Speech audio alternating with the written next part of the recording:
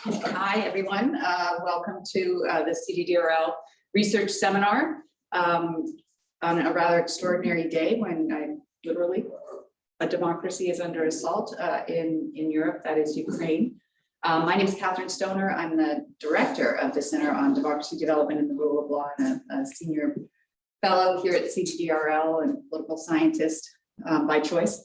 I'm not Didi Quo, so this will be a pale imitation of the Didi Quo experience.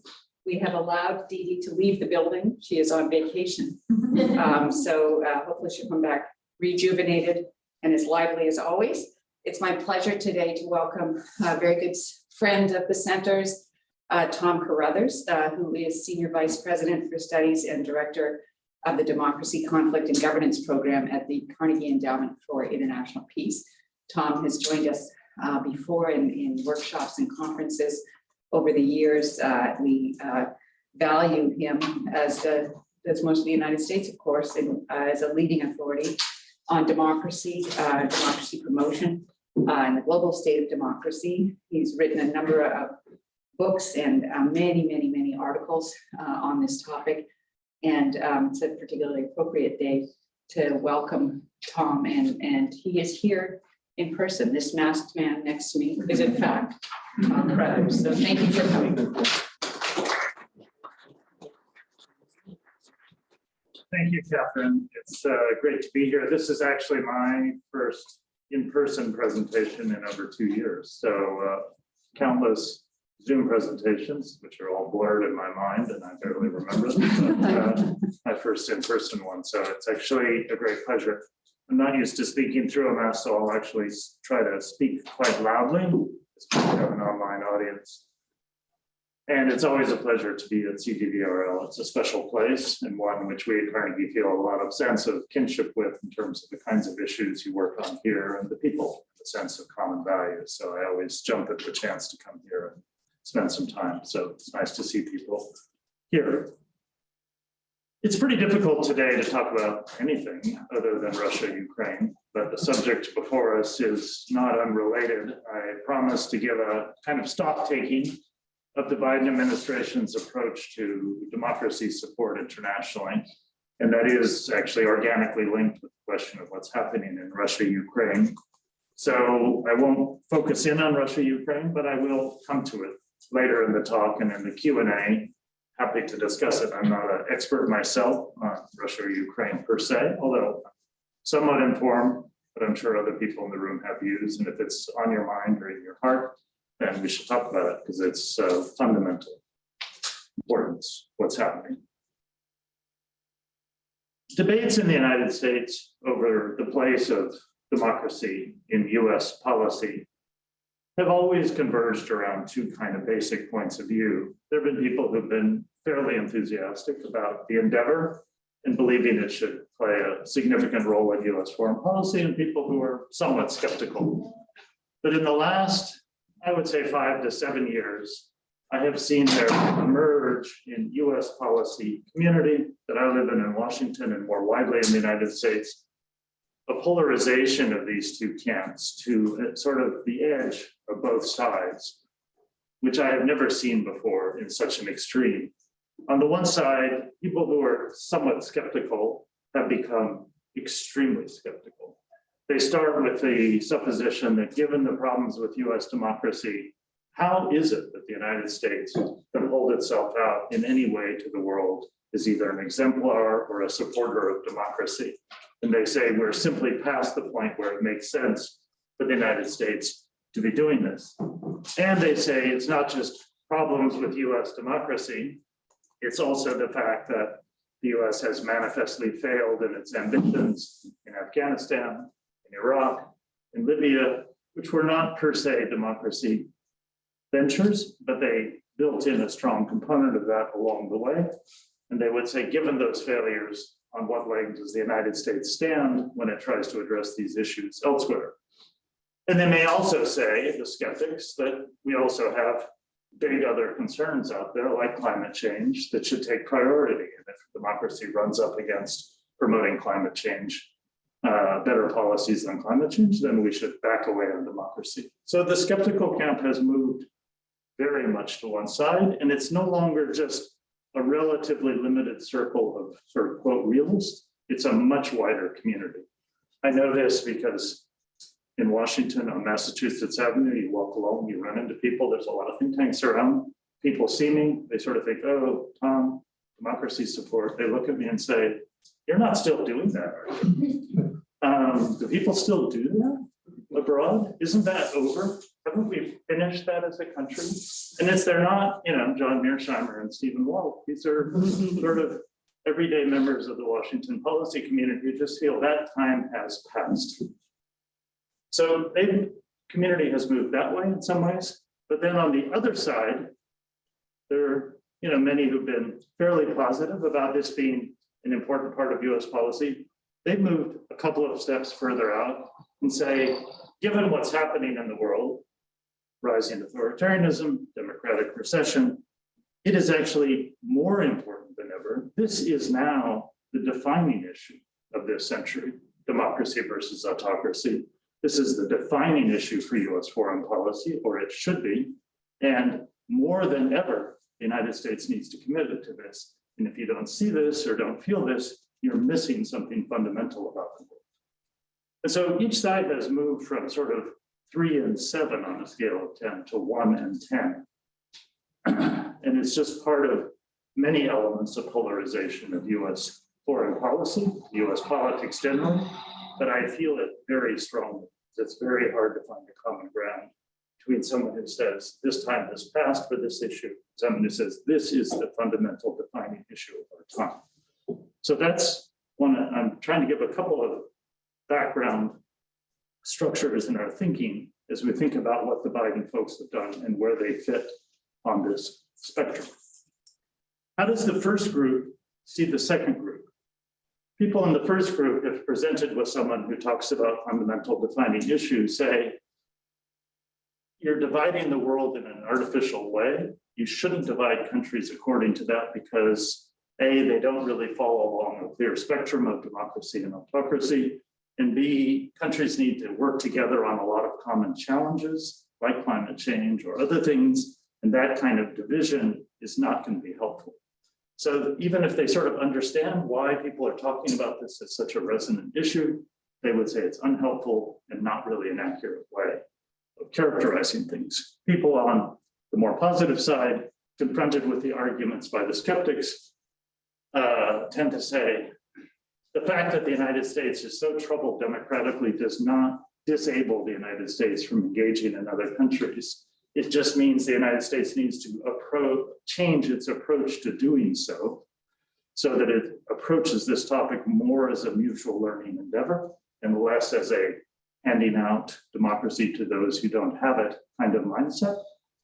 They also say the fact that the United States failed in many ways in Afghanistan, Iraq, Libya, elsewhere, should not condemn the entire enterprise of democracy support to the margins of US policy, because those were specialized ventures that were not characteristic of the general endeavor.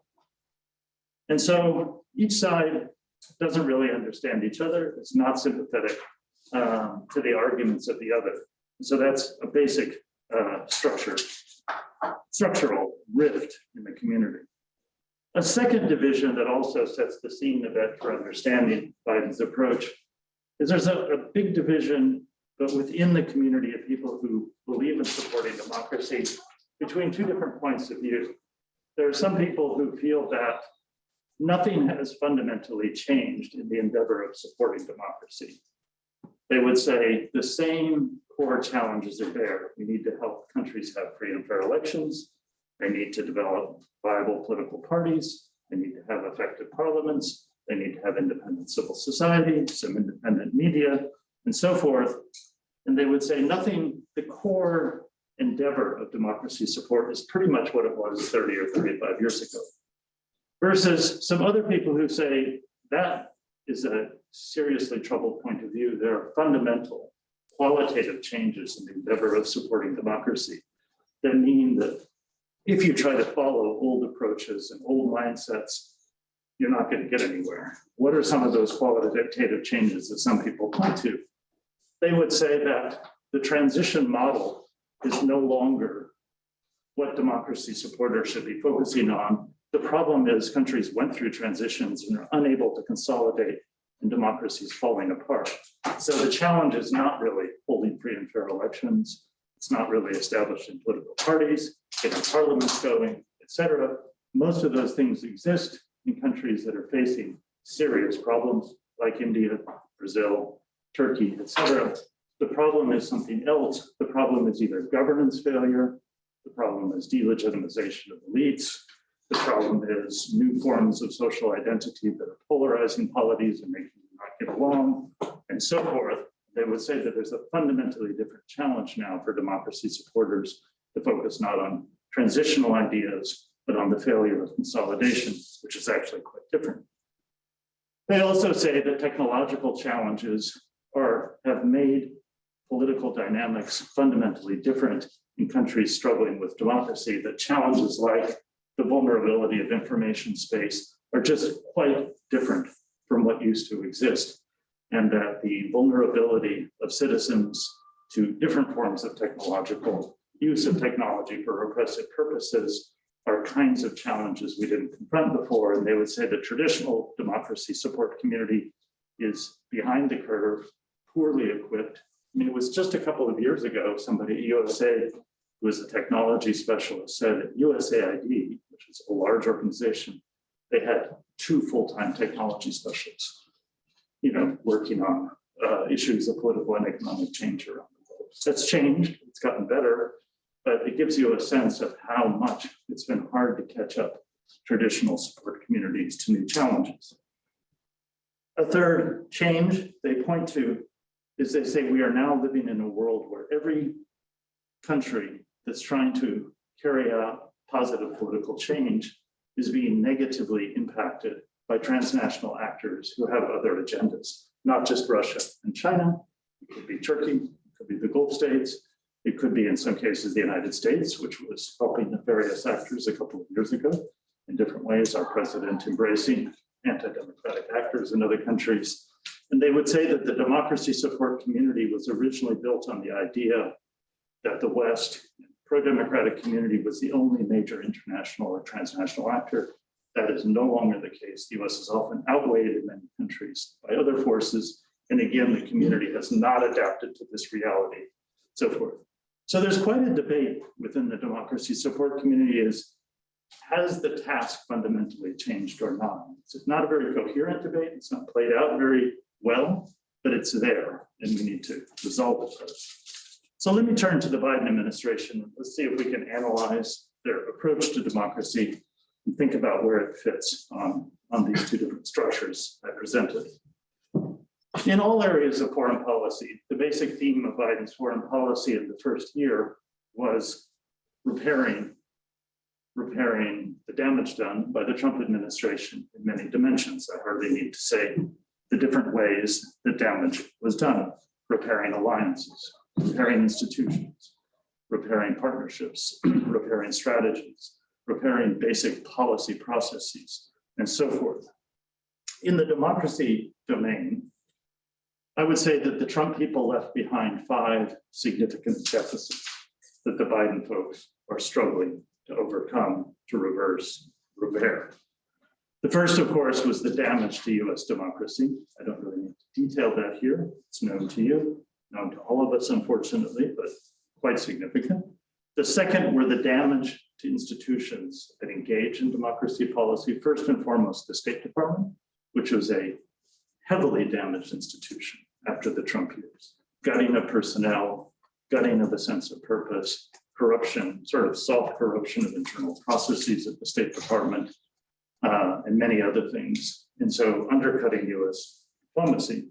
USAID was less damaged than the State Department, but particularly in the last year began to experience different kinds of institutional deformation as a result of people who worked there at the appointment of President Trump.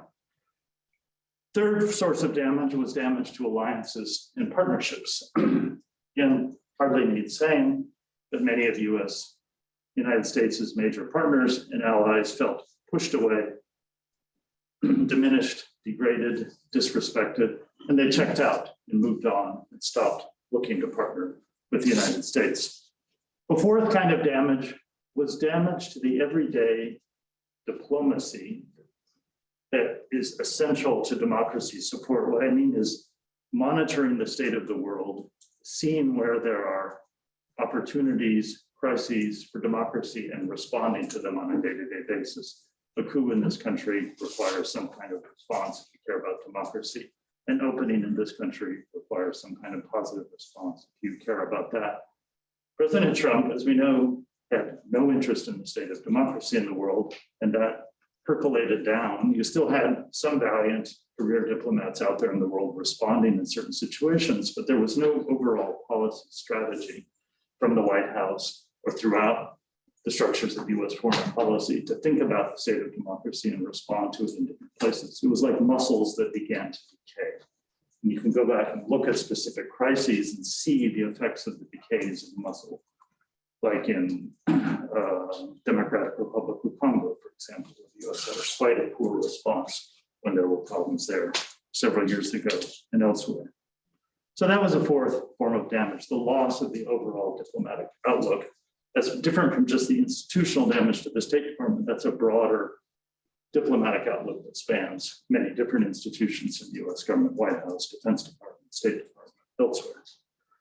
Then the fifth form of damage was the damage to Geo Strategy, which is the United States in the Trump years had no coherent Geo Strategy and therefore nothing to attach democracy support to. Democracy support works most effectively as a part of US policy when it can attach in a constructive way to the overall geostrategy of the country. But if you have an overall geostrategy, not much to attach to. What do I mean by no geostrategy? All you have to do is look at various major countries and see the divisions within US policy, the lack of a coherent strategy coming from the president, particularly, for example, Russia, Turkey, some other places. The United States was engaging in a strange mix, what I would call truculent nativism as his foreign policy. On the one hand, there was a truculence to it, a sort of irritated, sometimes lashing out quality to the foreign policy. But at other times, there was a turning inward, provincialism, isolationism. And it was a very confusing mix for leaders around the world to figure out.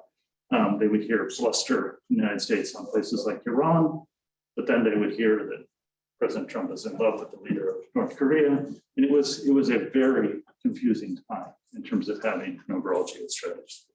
So let's quickly go through those 5 forms of damage and see how the Biden folks are doing in terms of addressing them. The first, regarding repairing US democracy. It's become a truism, of course, in this country to say we can't support democracy abroad unless we're repairing US democracy at home.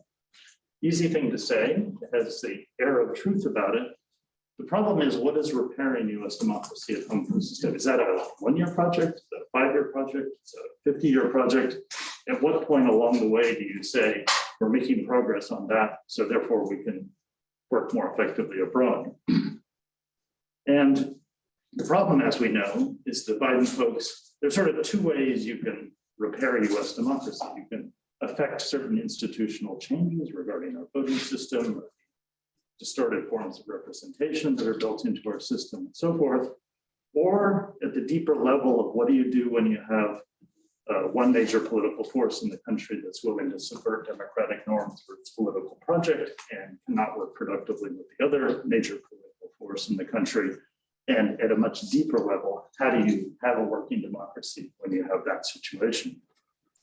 Biden folks are stuck with the fact that repairing the institutional distortions in US democracy are not possible given the degree of polarization and the lack of support from the necessary people in Congress.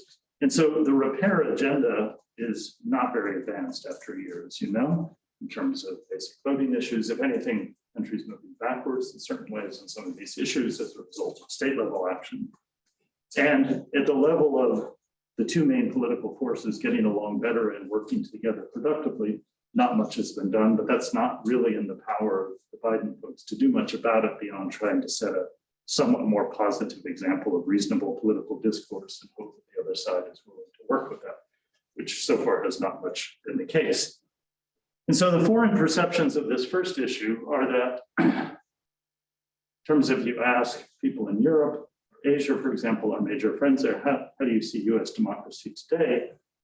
They would say, well, you've stabilized a terrible situation. What looked like a sinking ship has stopped sinking, but it seems to be paused, and we're not sure what's happening next. And so we're just sort of waiting to see, but we don't feel there's a repair process underway. We feel there's simply like there was a huge hole in a dam and you put a plug in it, but we're not sure what's coming next.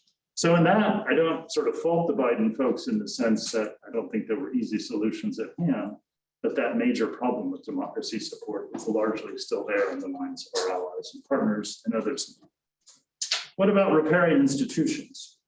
I start by saying that the Biden folks have appointed a very good team of people on democracy issues at the White House, State Department, USAID, and elsewhere. It's the most active in some ways team at the working level that I've seen in quite a while. But repair of the institutions is harder than just appointing the people. If you go back and look in 2016 in Foreign Affairs, there were a couple of good articles on how to repair, reform US diplomacy. Phil Burns and then Thomas Greenfield wrote one article, for example, excellent article. If you read that article now and say, so is the Biden administration moving on that agenda? Unfortunately, it would be hard to see that they are. Lack of political capital to spend on that, lack of congressional cooperation on those issues. And so basic institutional repair in terms of upgrading US diplomacy, upgrading the basic institutions of our foreign policy is not really taking place. What you have is sort of better people in the same institutions, which are still troubled in many of the same ways. We still have an overweighting of defense and military spending vis-a-vis diplomacy, for example, that if anything is actually still increasing as the military budget continues to go up. So I don't think we've had a basic repair of institutions. Third, what about repairing partnerships, alliances, multilateral engagement with respect to democracy? Here it's a more mixed picture than I would have expected a year ago. A lot of good intentions. So a lot of people in the Biden administration would like to work effectively with our major partners, democratic partners, but there are two problems. One, the partners are, although they've been trying to lean forward over the last year and say, we'd like to come back and work with you, they are very skeptical. They have, in many cases, just moved on their own. If you go to the European Union and spend any time in Brussels, for example, what strikes you is they just are living in their own world of democracy support. They have their own strategies, their own aid programs, their own mindset. And when Americans come and talk about it now, they say, well, here's what we do. Happy to hear you're doing something, but we're busy doing what we do. There's no longer really any sense of, we really should be doing this all together. First problems, the allies have moved on in different ways. Second problem was the Summit for Democracy, which the Biden folks organized and held in December. Probably you're somewhat aware of it. It was a signaling event on the Biden administration's commitment to democracy. But the problem was it was organized in a way that many partners and allies felt left out of the planning. They were quite frustrated by it. There's a lot of background irritation and frustration on the part of many allies over how that process went. That wasn't really bad intentions on the part of the Biden folks. It was more they got busy, they got wrapped up in the interagency process and planning it. There wasn't time really to set up formal structures of collaboration or consultation, but the result was, even among governments who are best friends in many ways, like some of the Nordic governments, there is, I know, I've been talking with a lot of them about this over the last year, a lot of accumulated frustration over what happened in the sense of there's this old American habit of partnership means we'll design something, hold out the dotted line, you sign it, and that's partnership. And they're tired of it, didn't like it in any previous administration, but are surprised to feel it now. I would say the response to the Ukraine situation has been better and different on that issue, not a democracy issue directly, although it's clearly democracy related. The consultation there, when they moved it into higher gear, was more effective, has been a better experience. What about the fourth area, diplomatic muscle of responding to events around the world? Here, actually, there's been a fair amount of progress.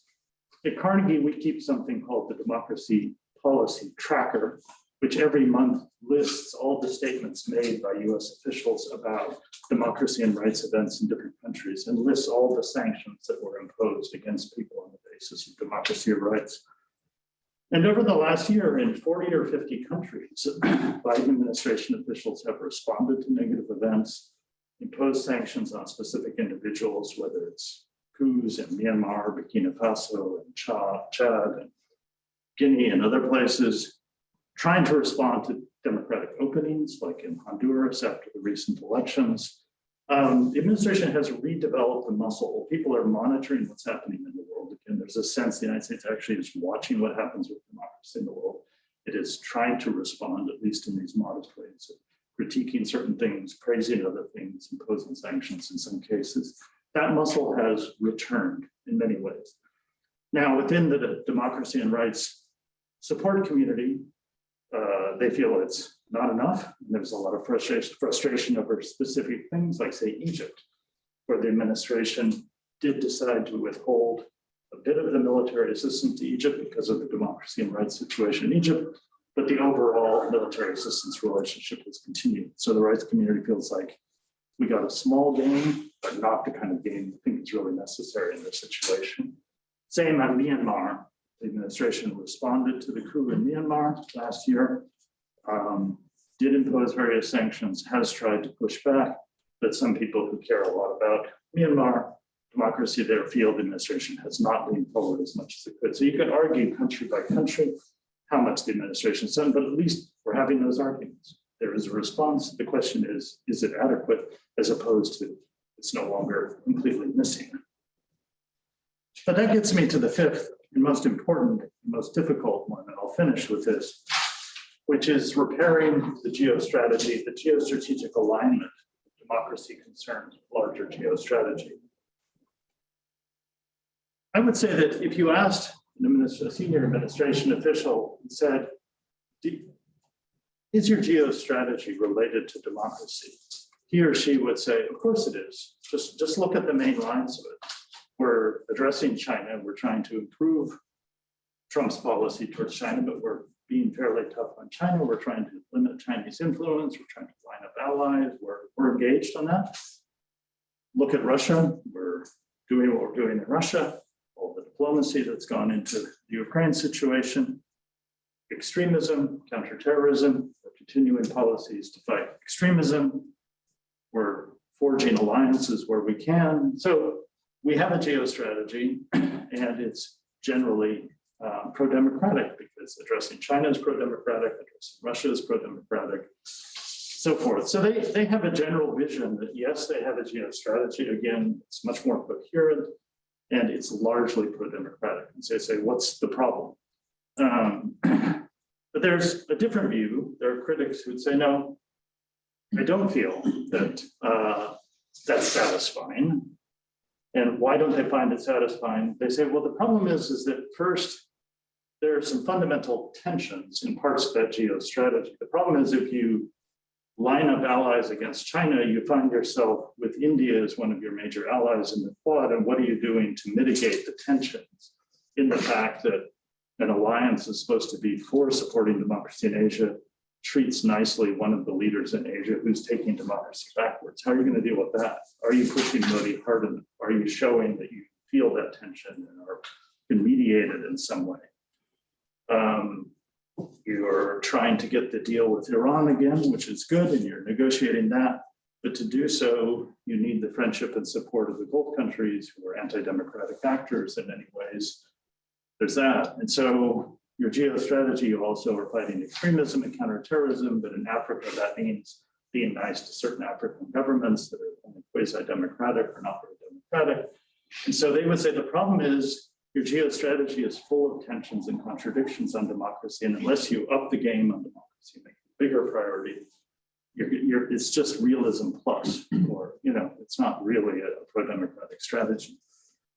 And they would say that given the fundamental challenges to democracy, like that I talked about early on, the technological changes, the consolidation problems, the transnational actors, they would say, you're not really addressing any of those things. Where's your response to that? And they would point, if they were being especially pointed and unpleasant, they would say, at the Democracy Summit, there was something announced called the Presidential Initiative on Democratic Renewal. That sounds good. What was the budget for that? $400 and something million. A couple of years ago, Colby College in Maine had a capital campaign and in 12 months raised $800 million. If the United States says democratic renewal globally is a major priority and then says $400 million, what's the signal? How much is that really a priority? Now people in the administration say money's scarce, Congress, et cetera, but there's a feeling that if it's to really be the defining challenge of our time, integrated into our policy, surely something that's more is needed that responds to these kinds of issues in a more concerted way beyond saying it's just sort of part of our geo strategy.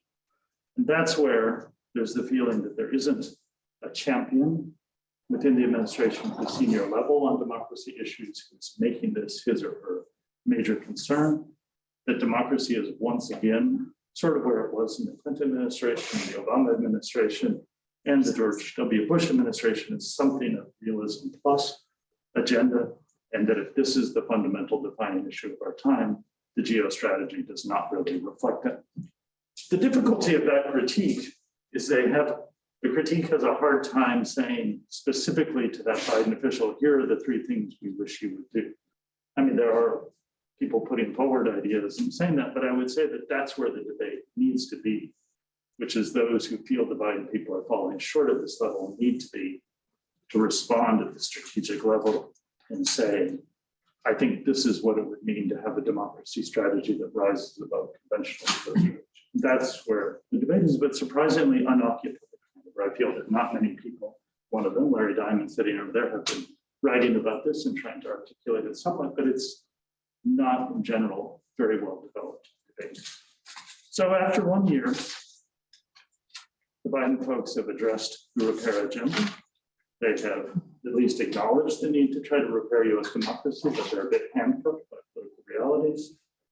They have tried to repair institutions a bit, but I would say have not really invested as much in that as we might have thought.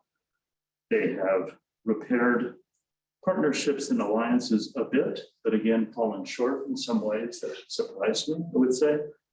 They have repaired diplomatic engagement quite significantly, and I think that's the area of greatest gains.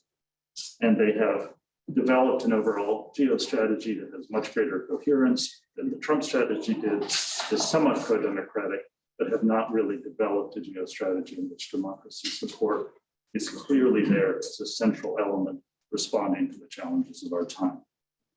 If the proverbial Biden person were there, he or she would probably say, it's been 12 months, give us some time, give me a break. Why are you in such a hurry? And I'd say fair enough, but this is a 1-year assessment. And this is where I think things are and where attention needs to be in the 2 or 3 years ahead. I hope that's a useful framework for you. Look forward to hearing your comments and questions. And thanks again for the invitation.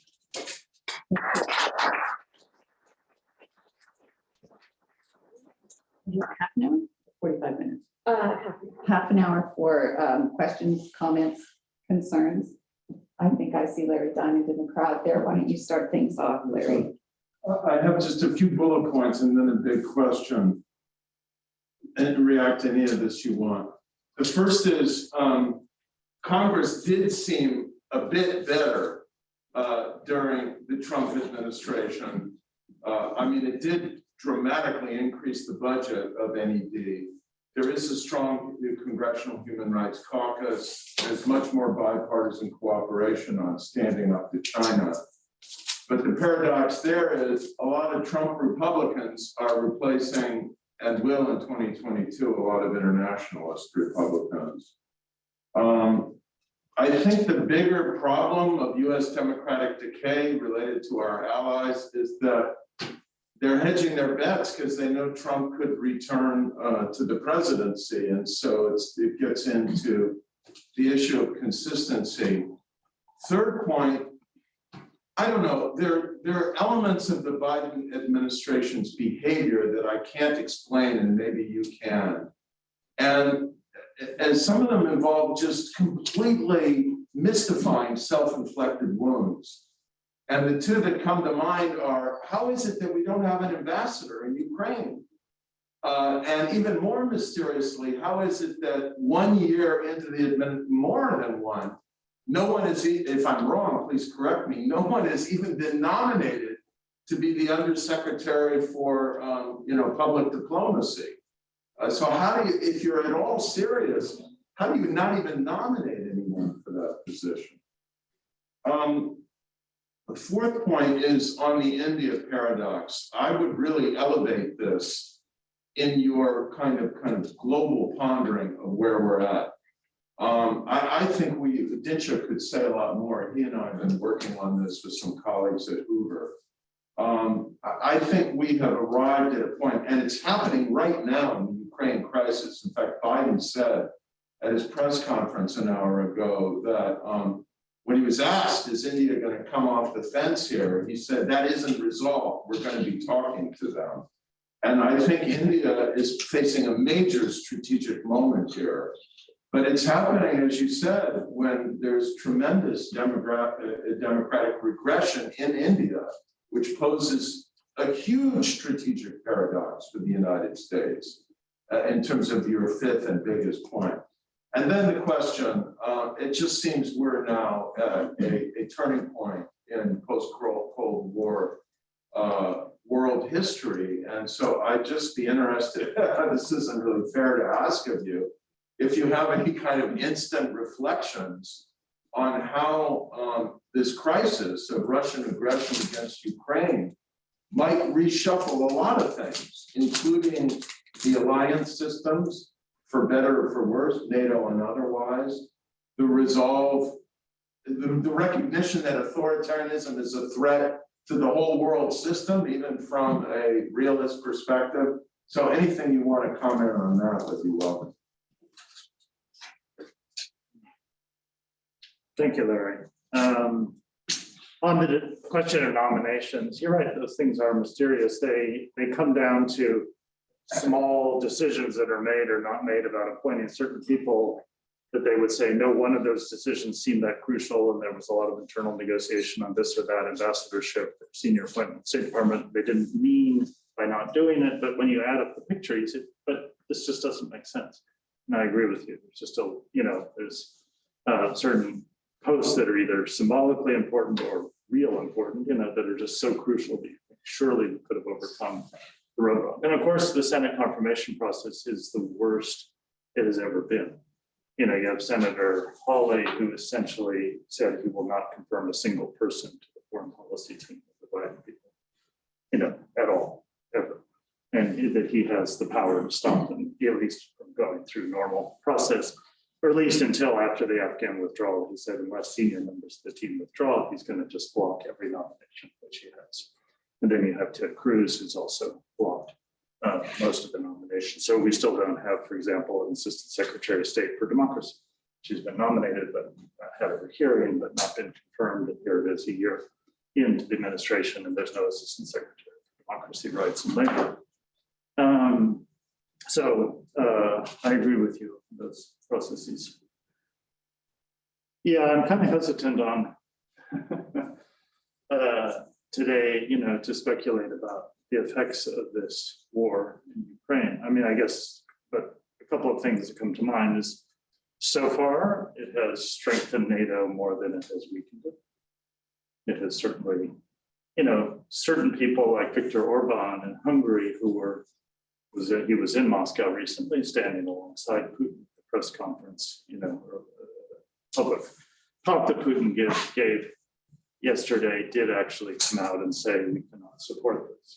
Orban was sort of pushed off the fence by the realities of the Hungarian electorate. He's facing an election, early April, in the Hungarian electorate. Hungary is a border state with Ukraine. It's not far away if you live in Hungary, and it has sharpened the mind, at least of someone like him, the politics there. So I think the alliance structure is strengthened more than weakened.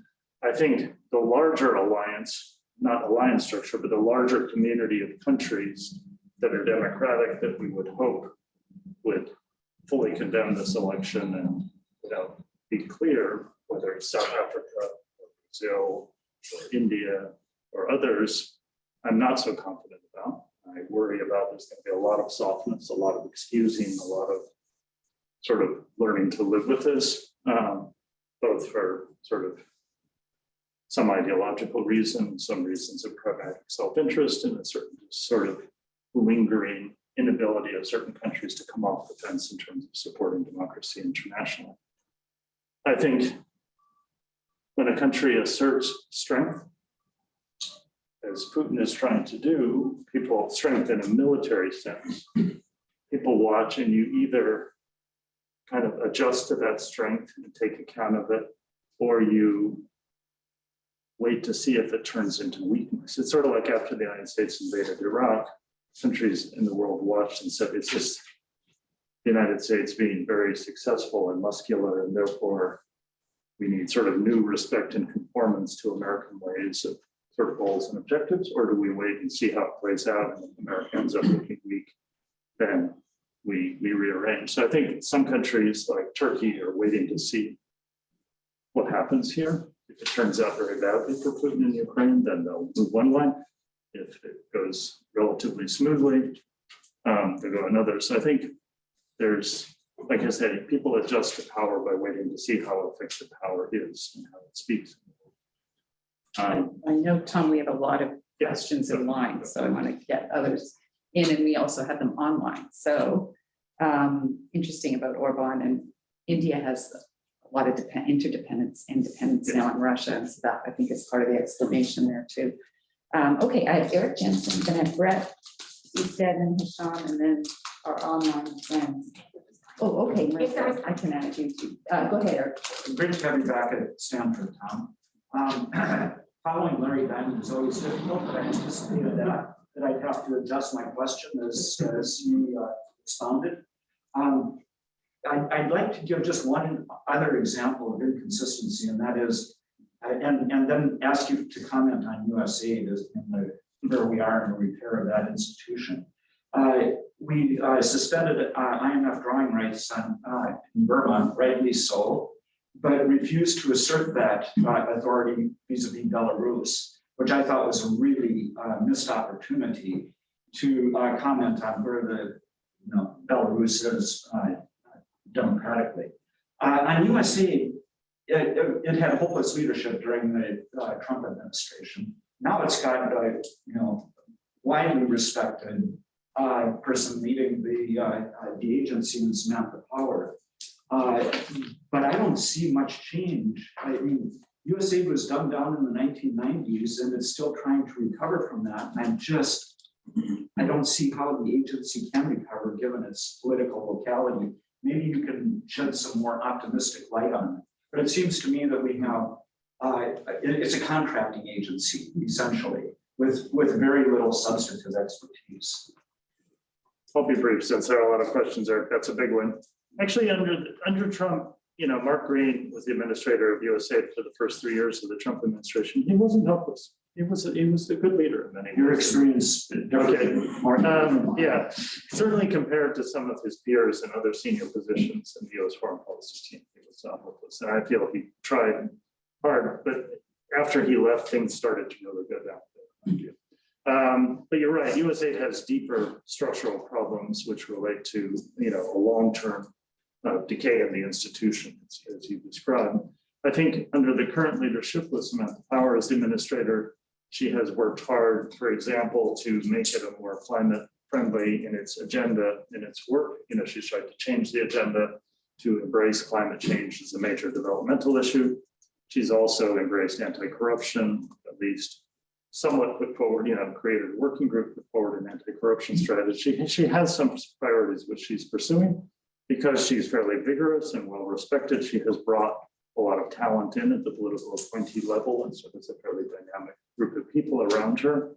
But as you say, the Foreign Assistance Act is what it is, Congress is what it is, and changing those things is a much deeper sort of question. I don't know how those things would change here to some degree. What we're seeing is the repair of the institution as it is, not fundamental change. Great, thank you. Brett and then Steve. Yeah, thank you so much for this presentation. I really enjoyed it. So I have two questions. One is about some of the broader currents in American politics. I think Larry referenced, and the other is about sort of realism plus in Africa. So kind of the first question, but building on Larry's, I mean, the context is that Tucker Carlson, who I gather is, the Fox News' sort of leading host in prime time. But last time, why do we hate Putin, right? So I'm kind of curious to what extent you think there's still a bipartisan consensus around democracy promotion, sort of given kind of the approach that Fox News appears to be taking with this. What do you see as the future of this bipartisan consensus? I mean, I think kind of really the question that we all care about, I think, is whether we can really sustain a pro-democracy foreign policy if this bipartisan consensus really begins to move. That's kind of the question that builds on there. The second question, you kind of mentioned this notion of realism plus, and I'd like to focus in the context of sub-Saharan Africa. So I'm kind of curious to what extent you think the U.S. and its sort of Western allies can still really have the leverage to attach political conditions to aid. I would just note there's increasingly a market, right, for aid that African governments can access, and obviously as well, increased interest on the part of the Chinese, in particular for military bases across the continent. Obviously the Djibouti thing is, I think, probably much more about supply lines. To my mind, the pivot to Equatorial Guinea, right, with the naval base in Bara, suggests that there are perhaps kind of more politically oriented aspirations that the Chinese government might be thinking about. And I would also say that obviously there's a rise in fees, which I think you mentioned, which kind of seems to suggest that conspirators don't really anticipate the kind of sanctions that they did previously. Thank you. Thanks for both those questions. On the bipartisan consensus, and Larry was right to say it was surprising during the Trump years, Congress stood up for the National Endowment for Democracy and significantly increased its budget, almost, not spitefully, but purposely pushing against the drastic budget aid requests that the Trump people were requesting. So it was a sign of something. But that consensus is certainly in serious trouble, given the Republican administration now faces an almost schizophrenic divide between the Tucker Carlson side and those politicians who sort of follow that line, who have come out of the woodwork in the Ukraine crisis. One looks at the things they've said and the praise that they've given directly or indirectly for Putin. You have that side of the party versus the more hawkish side of the party, which is sort of part of that traditional consensus. To some extent, the former group of people have not really had to put their money where their mouth is in terms of they haven't had enough power to put forward a U.S. foreign policy that would really follow that. Trump flirted with some of those things, but the establishment, but other Republicans in Congress and the broader foreign policy establishment was able to blunt, obviously, some of his impulses in that direction. So the Republican Party has never had a sharper divide between those two. Again, it's really just startling. But Republican voters, recent polls showed more Republican voters respect Vladimir Putin than respect Joe Biden. So, the base is vulnerable to the Tucker Carlson line, in that sense, and it's very, very troubling.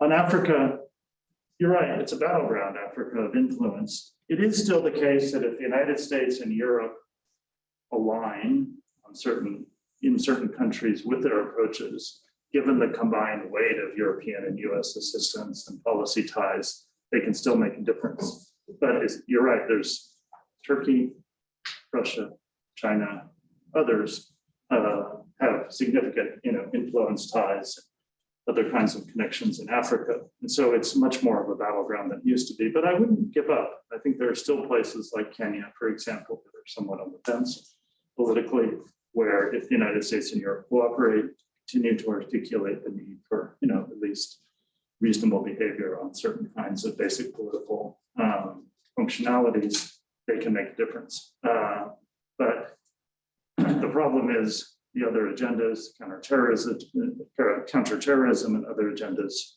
work against it. Okay, Steve and then Hisham, and then we'll go online and we'll come back to the room and I have Marissa. That's fine. Okay. Great. So one of the things that I always enjoy about your talks, Tom, is that you're a very tough reader. Whenever there's some kind of evaluation, there is a very high standard that we're holding policymakers to. But listening today, what was going through my head was that several of the things that you're calling the Biden administration out on, rightly, in terms of your standards, are very much with us every administration. The realism plus, or chaos, right? But usually it's realism plus. The whole thing about how do we get a bureaucracy that actually can function better? This, you mentioned, the Peace and Foreign Affairs in 2016. I remember this back in 2008, 2004, constantly trying to figure out how do we get more out of bureaucracy. So maybe can you rate on a curve like which administration has actually done well in terms of these things? So we have a model that we can say, Right. we have an example of a president who really, and that the administration really had it together, or at least just going to be ongoing, recurring sort of criticisms from the democracy community towards any president. No, I really appreciate that question. I think if we had more time to be able to do this in an arc from the Reagan years through in every administration. I mean, I remember vividly giving a presentation like this in the last year of the Clinton administration, and Harold Coe was the commentator, and he was at the time the assistant secretary for, I think at that time, for democracy, or he was legal advisor, I can't remember. And he came up and he said, well, that's the typical Tom's, 2 cheers, but not 3, and I was hoping for 3 cheers for the Clinton administration. I got 2 cheers. He said, and I did also write a fairly large report on the Obama administration's approach. That was definitely a 2 cheers approach. So you're right. The question is, in a way, is there an unrealistic element to the critique that sort of says, what did you expect? Is there ever really going to be a US policy that's different? I guess I'd say 2 things even. You can go back through these administrations and find things that were done that were more vigorous or vivid, that if you put them together across administrations would add up to something more. The US has shown different moments capable of doing different things. But I think the deeper argument would be, look at the direction that history is going. Things are getting worse, not better, on democracy in the world generally. So therefore, you could play it one of 2 ways, as I did at the beginning of the talk, say that means we should step away some more.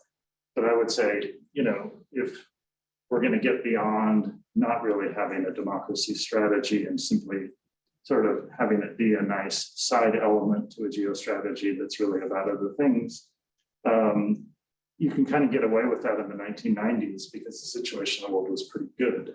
But when the situation's pretty bad, you really have to say, if this is the fundamental defining challenge of our time, that this century is up for grabs in terms of whether it will be a century largely of autocracy or a century of democracy, then isn't it okay to say, if not now, when? And what would that consist of? I guess that's what I'm trying to say, is we really need to face this question now and say, we actually have quite a congenial group of people in the administration who would like, Biden himself says this is the issue of our time, democracy versus autocracy. That's why I feel it's incumbent on the democracy support critics like myself and others to say, well, here's what stepping up would be, kind of, and here's where, whether it's taking this seriously and into this, or going through and saying here's major elements. So I think the time is now, sort of Fisher cut bait on whether the United States will ever really be able to upgrade the place of democracy and policy to meet a challenge like this. I think the Russia-Ukraine crisis was one specific country where actually they did rise largely to the occasion and have shown an alacrity and a determination that, if you said, suppose you applied that same sense of determination and unity to a series of them, you might start to have something. Not sure what that would look like, but this crisis has focused them on, I would say in some ways. Okay, so Hisham in the room, and then we will turn online. If we go 5 minutes over, we will get to some of those online questions too. Hisham, go ahead. Thank you very much. For Short questions, shorter answers. Yeah. Don, thank you so much, as usual, and as expected, very insightful and very enlightening presentation. My question is, as someone who studies the Middle East, I always feel unsettled whenever we talk about assessing U.S. democracy policy or U.S. freedom agenda, however we want to frame it. And it's mainly because when I look kind of at the situation from the ground, when I look at the long view, not just yours truly, but all of the Middle East specialists, we don't feel that there is a democracy policy. So the question is, how do we assess democracy policy? Takes at face value the claim that there is, in fact, a democracy policy.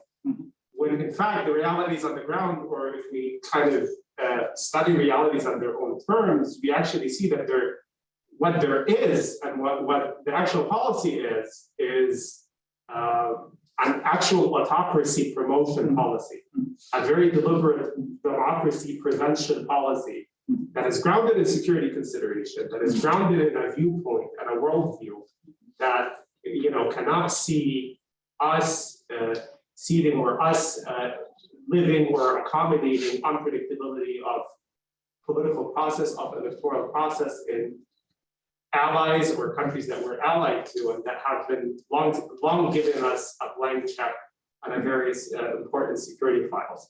So maybe. So Hisham, I'm very sorry, I'm gonna have to stop you.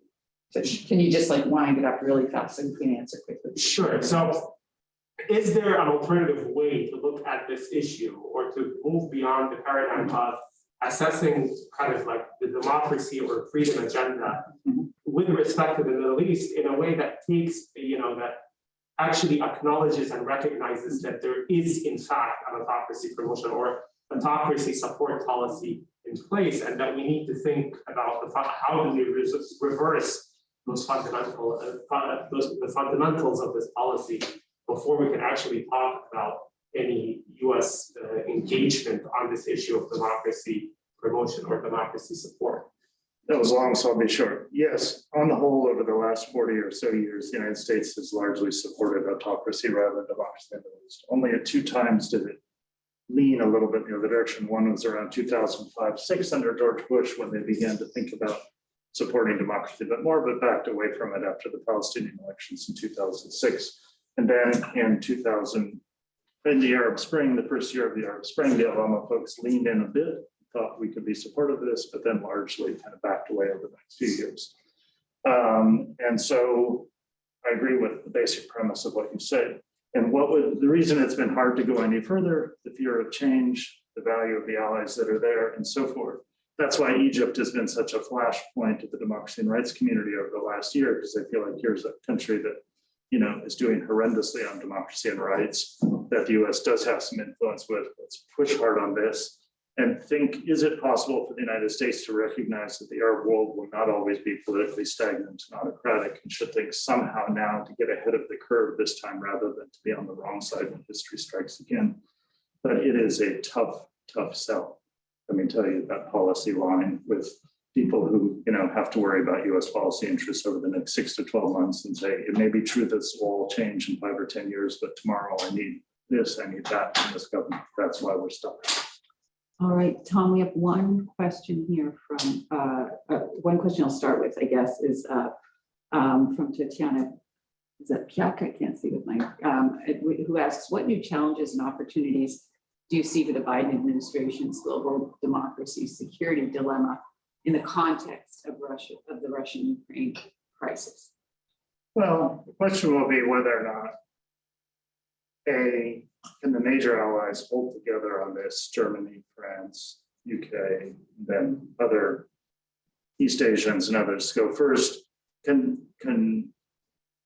greater sort of ties be forged here that will not only withstand all the trouble that's coming, but then be useful in other places, so that you sort of build some muscle here in this crisis that then can be used and say, since you care so much about it there, let's work together to care about it here. So there's the double challenge here is holding the group of countries together around this crisis, which is going to be hard.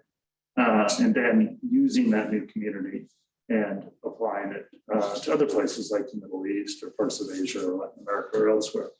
So I think that's going to be really hard.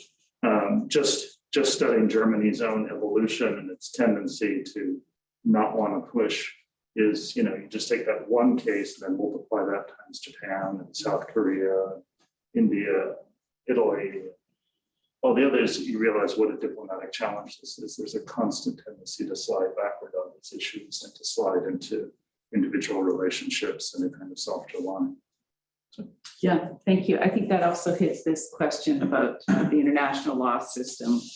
The question is, the international law system depends on the US and NATO, the United Nations, but as the relative power of the United States declines, what is the alternative or transition plan?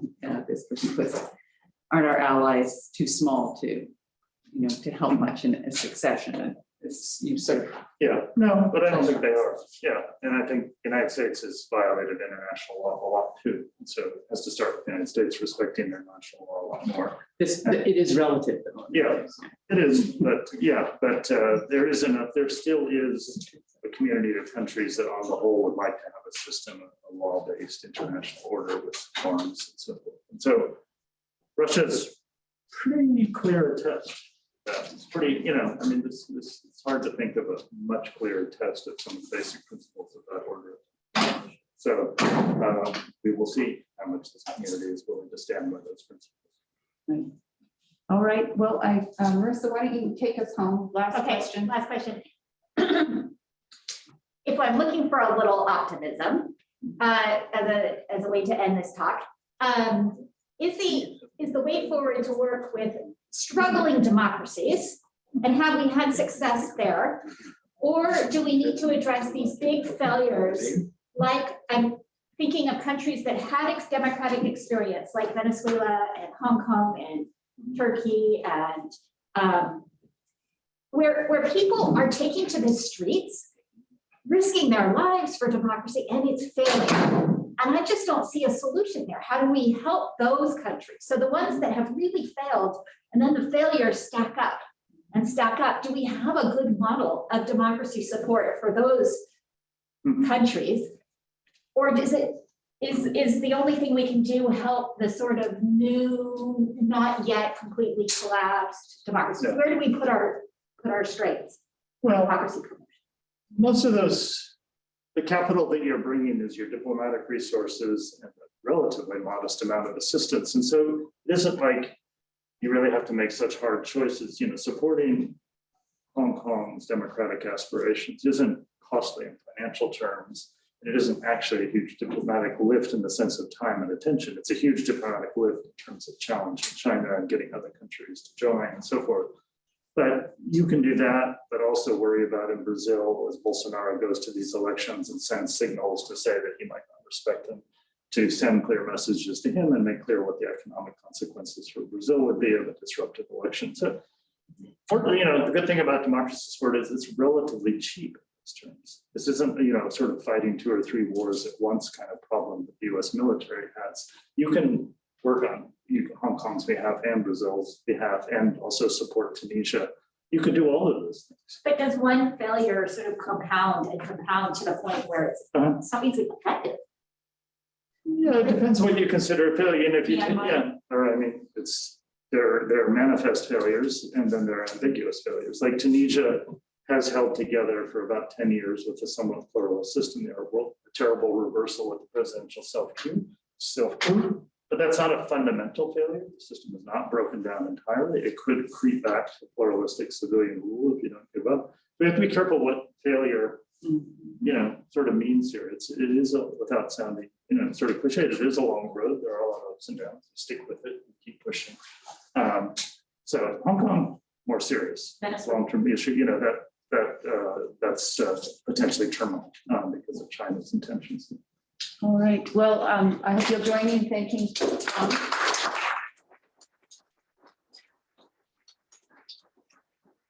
Seems like the time for the United States to get back on this democracy promo horse.